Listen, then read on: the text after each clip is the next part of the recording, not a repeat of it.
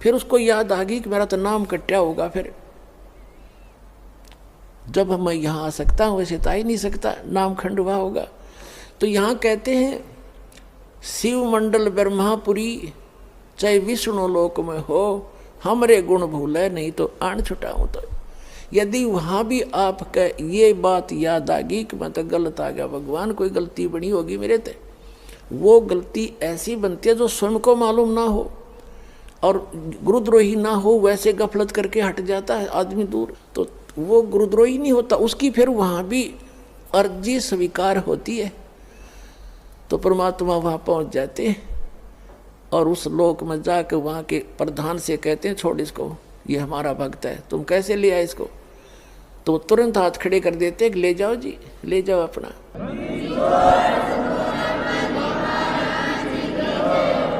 लेकिन उस नालायक ने काम कितना बिगाड़ दिया। अब उसको कहाँ रखेंगे भगवान। इस एक ब्रह्मांड, प्रत्येक ब्रह्मांड के अंदर मालिक ने अपना एक राजदूत भवन जैसे होता है ना, प्रत्येक कंट्री का, प्रत्येक कंट्री में, प्रत्येक देश का, प्रत्येक देश में, ऐसे मालिक ने ऐसा गुप्त स्थान बना रखा है वहाँ पर। और वो इनका भी समझ में नहीं वो है क्या चीज़। तो वहाँ ले जाकर स्टॉक रख देते हैं बीज रूप में, बोरी की बोरी भरी धरी है वहाँ पर। अब वो जो इस कलयुग के अंदर रह गए हुए और फिर उनका, क्योंकि काफ़ी दिन के बाद पहले तो यहीं ठाठ दिखेंगे, उसने फिर मृत्यु होगी, इतना बहुत देर हो चुकी होगी और ये भक्ति युग समाप्त हो चुका होगा, कलयुग का अंतिम चरण प्रारंभ हो चुका होता है।